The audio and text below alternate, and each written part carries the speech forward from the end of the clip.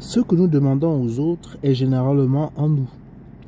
Jésus, voyant sa mère et le disciple qu'il aimait, se tenant à côté, dit à sa mère, « Femme, voilà ton fils. » Puis il dit au disciple, « Voilà ta mère. » Et dès cette heure-là, le disciple l'a pris chez lui. Après cela, Jésus, sachant que tout était déjà accompli, dit, afin que l'écriture soit accomplie, « J'ai soif. » On peut lire cela dans Jean chapitre 19, versets 26 à 28. Seul Jean mentionne cette scène qui le concerne, lui et la mère de Jésus. L'amour les avait attirés à la croix, tandis que d'autres s'étaient enfuis. Quelle peine remplissait leur cœur alors qu'ils regardaient le Seigneur en train de souffrir là, sur la croix. Mais Jésus ne pensait pas à lui-même ou à ses souffrances. À l'heure la plus sombre qu'il ait traversée, il comptait au cœur souffrant d'une mère et lui adresse des paroles de réconfort, répondant à ses besoins physiques et émotionnels.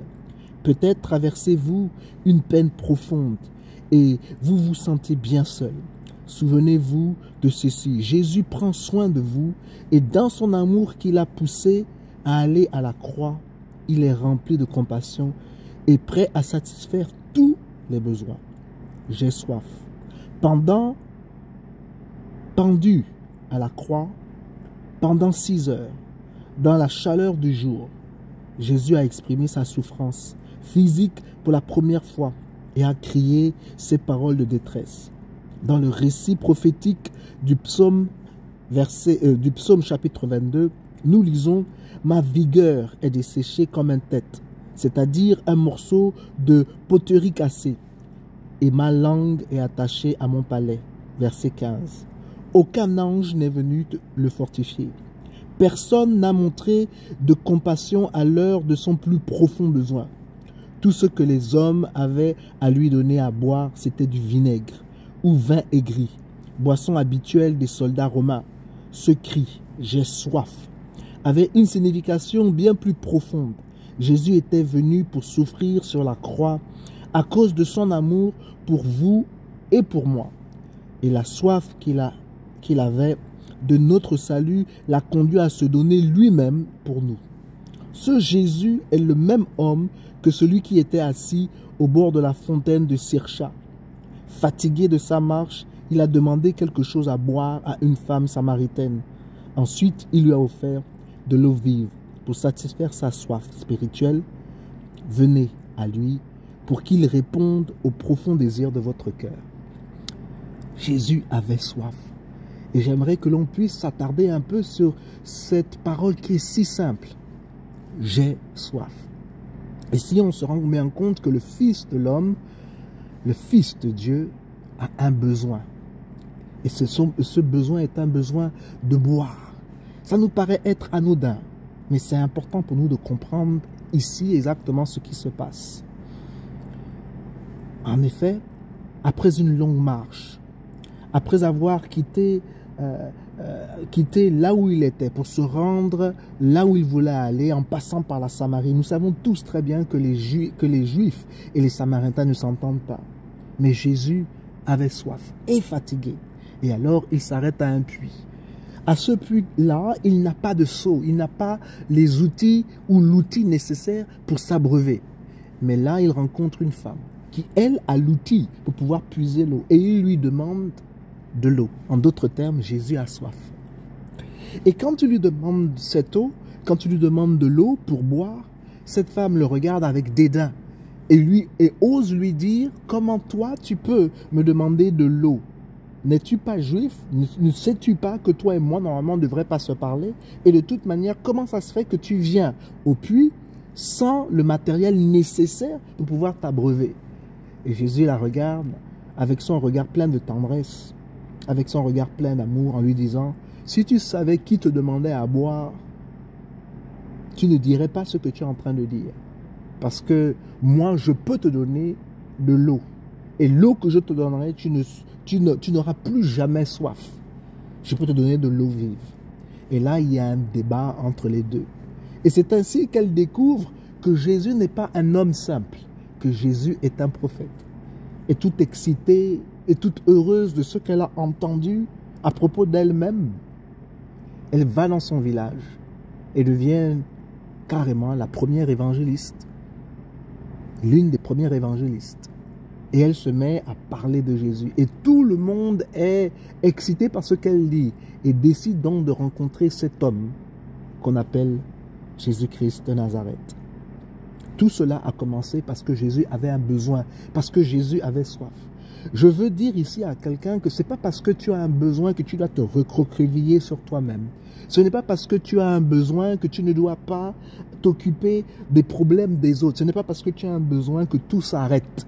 Non, la vie continue. Et il est important pour chacun de nous, il est important pour moi, il est important pour vous, de pouvoir toujours investir dans la vie aussi des autres. Quand bien même nous avons un besoin. Il arrive un moment où il est important que malgré le besoin que nous avons la nécessité, nous avons le droit de pouvoir voir ce que nous pouvons faire pour les autres. Nous devons réaliser qu'à la fin de la journée, l'une des questions qui va résonner dans notre esprit lorsque nous comparaîtrons devant Dieu, c'est qu'avons-nous fait de notre vie, certes, mais qu'avons-nous fait aussi pour les autres. Nous ne pouvons pas vivre notre vie comme si tout rôtait autour de nous, non. Ou tout rote autour de nous, non. Nous ne sommes pas le nombril du monde et nous ne sommes pas le centre du monde. Mais par contre, les gens qui nous entourent ont besoin de notre attention. Les gens qui nous entourent et qui ont des besoins ont besoin que leurs besoins puissent être adressés. Et pour cela, il faut que nous comprenions que malgré notre soif de réussir, notre soif de s'affirmer, notre soif d'avoir nos besoins pourvus, nous devons réaliser que les hommes et les femmes autour de nous ont aussi soif. Et il est important pour nous de pouvoir leur donner ce dont ils désirent. Et cela me fait plaisir parce que pendant que je suis en train de vous parler, pendant que je suis en train de relater cette histoire, il y a une pensée forte qui vient à mon esprit. C'est cet ami qui vient vers minuit et qui cogne à la porte de son ami. Vous voyez, il se passe des choses assez étranges vers minuit. Il fait très tard et cet ami-là a faim, il a un besoin pressant. Mais quand il cogne chez son ami, il ne sait pas que son ami, là où il cogne, n'a pas ce dont il a. Mais il cogne quand même. Et lorsqu'il cogne, il demande à son ami qu'il a du pain. Son ami a deux choses. Il peut dire, écoute, il fait très tard le soir, ce qu'on va faire, c'est qu'on va dormir, et puis demain matin, je vais essayer de me débrouiller pour te trouver du pain. Mais non. L'ami aussi, apparemment, a semblablement dormi avec la faim, puisque, ou s'il n'a pas dormi avec la faim, il a mangé les derniers morceaux de pain qu'il avait. Parce qu'il n'était pas en mesure de donner à son ami ce dont son ami avait besoin. Mais son ami a quand même cogné très tard dans la nuit. Alors il décide lui aussi de se déplacer pour aller voir un autre ami. Mais l'ami qu'il va voir, il sait très bien que cet ami-là a du pain. Mais il est vers minuit. Et donc il se dirige vers cet ami-là et il cogne. Et quand il cogne, l'ami ne répond pas. C'est tout à fait normal que l'ami ne répond pas parce que je vous dis qu'il est minuit. Cet ami déclare à la Bible qu'il dort, lui et sa famille. Et il n'est pas question qu'il ouvre la porte pour pouvoir sortir et pouvoir pourvoir aux besoins de qui que ce soit. Mais l'ami insiste. La Bible utilise le mot importune, c'est-à-dire il insiste, c'est-à-dire il cogne sur la porte et il fait du bruit et il manifeste le fait qu'il a besoin de quelque chose et que son besoin est pressant. Mais ce qui est intéressant, c'est que le besoin là qu'il est en train de chercher, ce n'est pas un besoin personnel, mais il est en train de frapper pour le besoin de son ami qui probablement est resté chez lui, avec la faim dans le ventre. Alors il cogne, et il cogne, et il cogne encore.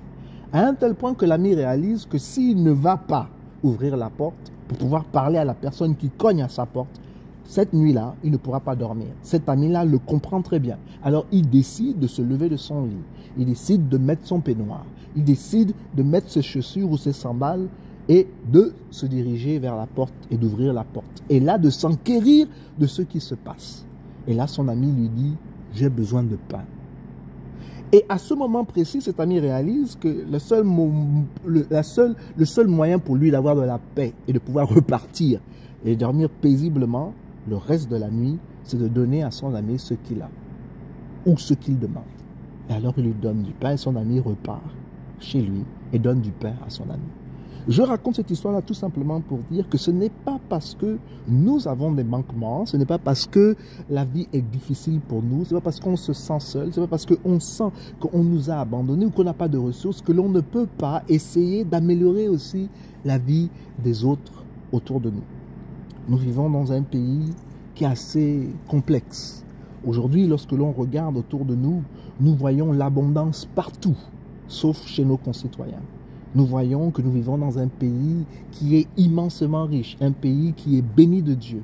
Mais malgré le fait que ce pays est béni de Dieu, il y a énormément de manquements. Notre jeunesse n'a pas la possibilité de s'éduquer correctement. Nos populations ont du mal à se soigner correctement. Il y a des besoins partout. Et c'est vrai que nous-mêmes, puisque nous vivons aussi là, nous avons nos propres besoins.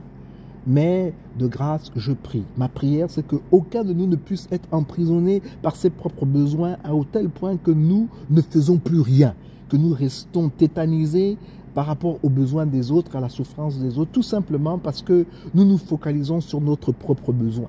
Ma prière aujourd'hui, c'est qu'on ait assez soif de réaliser que les autres aussi ont des besoins.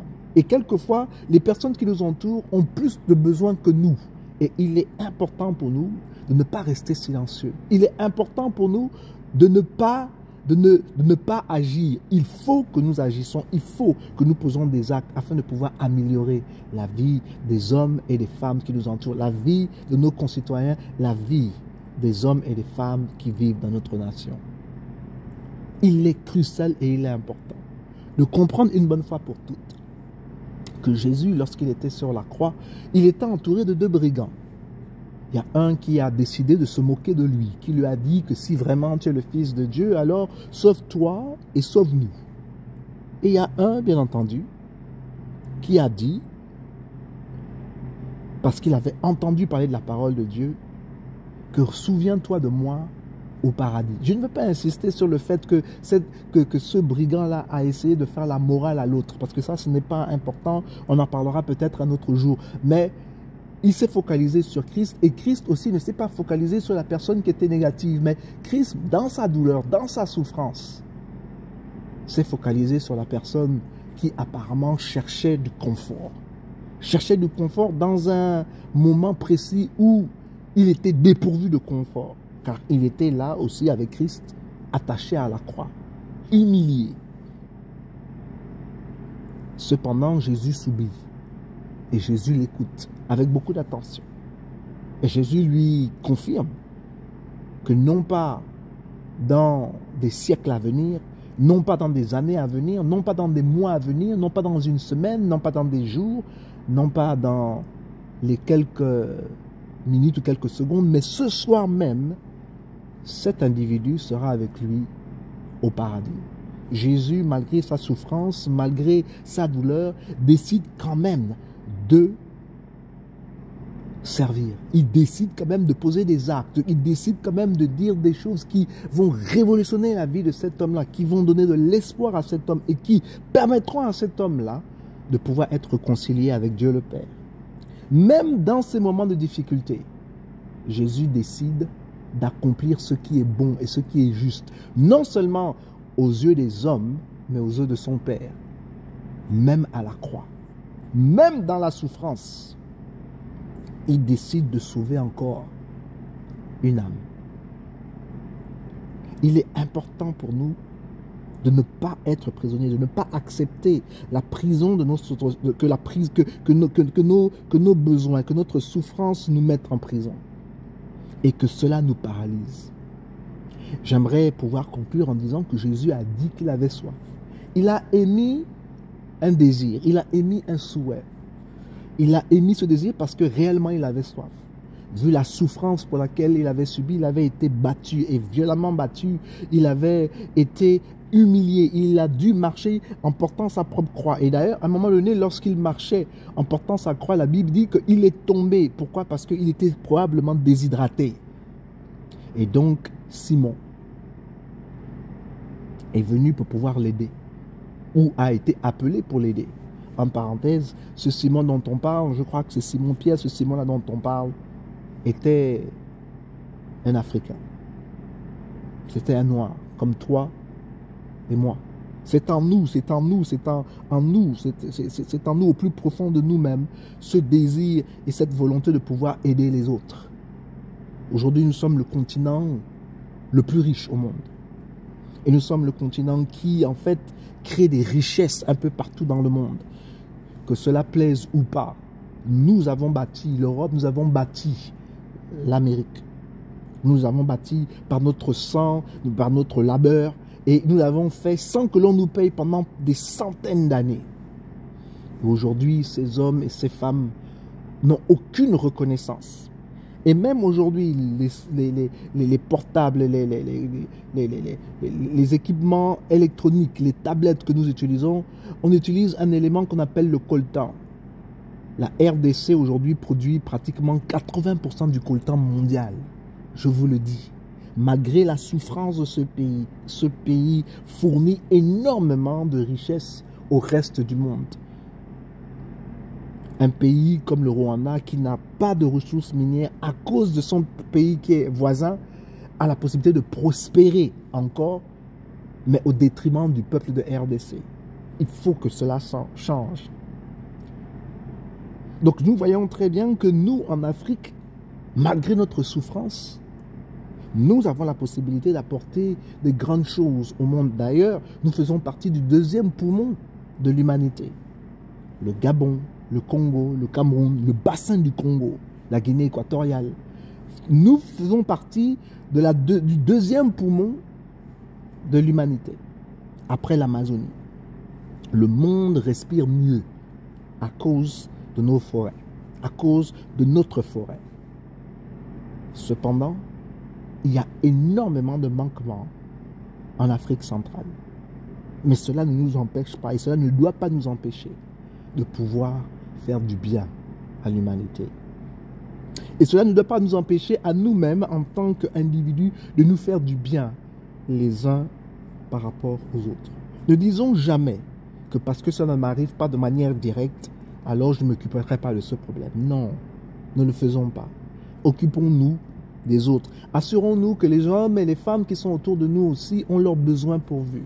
Même si nous-mêmes nous rencontrons quelques difficultés. Si nous avons une baguette de pain, essayons de couper cette baguette en deux et de donner à quelqu'un qui n'a absolument rien. Parce que ce qui est certain, c'est qu'il y a des hommes et des femmes qui souffrent beaucoup plus que toi et moi. Et c'est une certitude. Et nous devons toujours chercher le moyen, l'outil, afin de pouvoir aider les autres.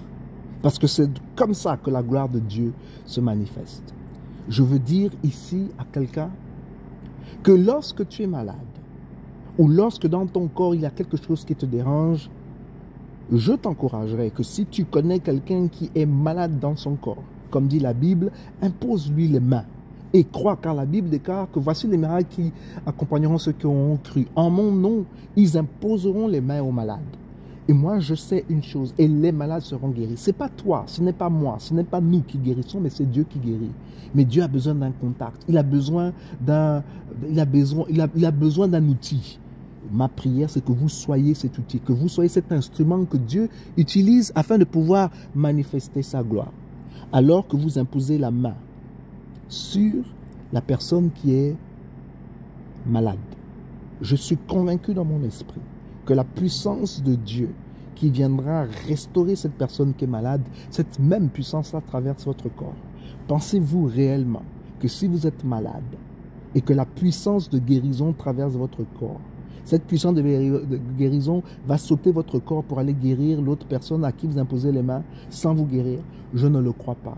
Je suis convaincu que lorsque l'on arrose une plante avec un tuyau, le tuyau lui-même est arrosé. Parce que l'eau passe par ce tuyau. Donc, le bénéfice que l'eau donne à la plante, c'est le même bénéfice de rafraîchissement que cette eau-là aussi accorde au tuyau. Le tuyau peut-être n'utilise pas de la même manière. Peut-être le tuyau n'a pas autant de besoin que la plante.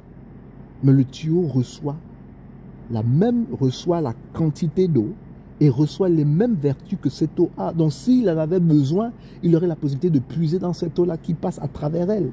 C'est exactement la même chose. Il y a des gens qui ont besoin de 10 000, mais toi, tu as besoin, par exemple, de 500 000. Mais la vérité, c'est que tu as 300 000. Dans les 300 000 que tu as là, donne un petit 10 000 à quelqu'un qui a besoin. Et je suis convaincu qu'en le faisant, Dieu te bénira. Beaucoup d'hommes et de femmes n'ont pas la possibilité d'être bénis et d'accroître leur patrimoine ou d'accroître leur territoire ou d'accroître leur influence parce qu'ils sont avares. L'une des raisons pour lesquelles la mer Noire, la mer morte, excusez-moi, la mer morte est morte, c'est parce que rien ne rentre et rien ne sort. Elle est salée à un tel point que aucune vie n'est possible. Mais aucune vie n'est possible, pourquoi? Parce que rien ne rentre et rien ne sort. Il est important pour nous d'échanger avec les autres, de faire du bien avec les autres partout où nous allons. Mais revenons dans le texte. Jésus dit qu'il a soif et il le crie haut et fort. Et quand il dit qu'il a soif, la seule chose que l'on lui donne, c'est du vin, c'est du vin aigre ou en d'autres termes du vinaigre. Je suis aussi en train de vous dire que ce que l'on ne vous donne pas, c'est-à-dire ce que vous demandez, ce que vous cherchez, ce que vous désirez et que l'on ne vous donne pas, généralement se trouve en vous. Je m'explique. Alors que Jésus demande de l'eau et qu'on lui donne du vinaigre, la Bible dit que quelques secondes ou quelques minutes plus tard, il y a un soldat qui vient et avec sa lance, il perce le côté de Jésus. Et quand il perce sur le côté de Jésus, la Bible déclare que du sang et de l'eau sort de son corps. C'est Jésus qui avait dit qu'il avait soif. Et là, il y a de l'eau qui sort de son corps. Je suis en train de vous dire que ce que vous désirez, ce que vous voulez pour vous-même, se trouve en vous. Ce que vous demandez aux autres, ce que vous espérez que les autres vous donnent ou que les autres vous facilitent à obtenir, et que les autres refusent de vous donner ou que les autres se moquent de vous ou vous donnent quelque chose qui est aigri, quelque chose qui est amer, quelque chose dont vous n'avez pas demandé. Je veux que vous sachiez que ce n'est pas parce que les autres vous ont refusé ce que vous avez demandé que ce que vous avez demandé ne peut pas être obtenu. Car ce que vous avez demandé est aussi en vous. Et donc ma prière, c'est que Dieu ouvre nos yeux et que dans le besoin que nous avons, que nous puissions à un certain moment aussi regarder à l'intérieur de nous-mêmes. Et quand je dis à l'intérieur de nous-mêmes, ce n'est pas de nous focaliser sur nous, mais de se focaliser au Dieu qui vit en nous. N'oublions pas que Christ vit en nous. Et donc, il y a des moments, après avoir demandé autour de nous et que personne ne veut réagir, alors il est important de regarder à Christ en nous. Parce que ce dont nous avons besoin se trouve en nous. Ce dont nous avons besoin se trouve en nous parce que Christ vit en nous. La Bible est claire que Jésus est venu afin que nous ayons la vie et que nous ayons la vie en abondance. Il vit en nous et il est plus grand que celui qui est dans le monde. Il vit en nous. Donc tout ce dont nous avons besoin, la paix que nous recherchons, la guérison que nous recherchons, l'amour que nous recherchons, la prospérité que nous recherchons, se trouve en Christ Jésus qui vit en nous. J'ai soif. Que Dieu vous bénisse, que Dieu fasse de vous des hommes et des femmes accomplis, que Dieu vous permette de pouvoir bénir les hommes et les femmes qui sont autour de vous afin de pouvoir élargir votre territoire. Que Dieu, en ce jour, vous fasse énormément de bien. Ma prière, c'est que vous preniez conscience que le plan que Dieu a pour vous est un projet de paix, non de malheur. Et que malgré les souffrances que vous rencontrez en ce moment, malgré les difficultés auxquelles vous traversez en ce moment bien précis, je veux que vous sachiez que Dieu est capable de créer un chemin là où il n'y a point de chemin. Il est capable de rendre tous vos chemins qui sont tortueux droits. Il est capable d'aplanir vos montagnes et il est capable d'élever vos vallées. Et il n'y a pas de chose que Dieu ne peut pas faire. Il n'y a pas de choses trop compliquées ou trop difficiles pour Dieu. Dieu peut faire toutes choses. Et ma prière, c'est que chacun de nous, nous puissions être conscients que nous avons la possibilité de jeter vers Dieu tous nos besoins, tout simplement parce qu'il prendra soin de nous. Dieu nous aime et il nous a tellement aimés qu'il a accepté de mourir sur la croix afin que vous et moi soyons réconciliés avec le Père. Je m'adresse particulièrement en ce moment dans cette prière à ceux qui ne le connaissent pas. Si tu te sens seul aujourd'hui, si tu te sens abandonné, le temps est venu pour toi de te réconcilier avec ton Dieu. Car tu as été créé par Dieu. Et à moins que tu te reposes en Dieu, tu n'auras jamais de repos. Je prie au nom tout-puissant de Jésus. Amen.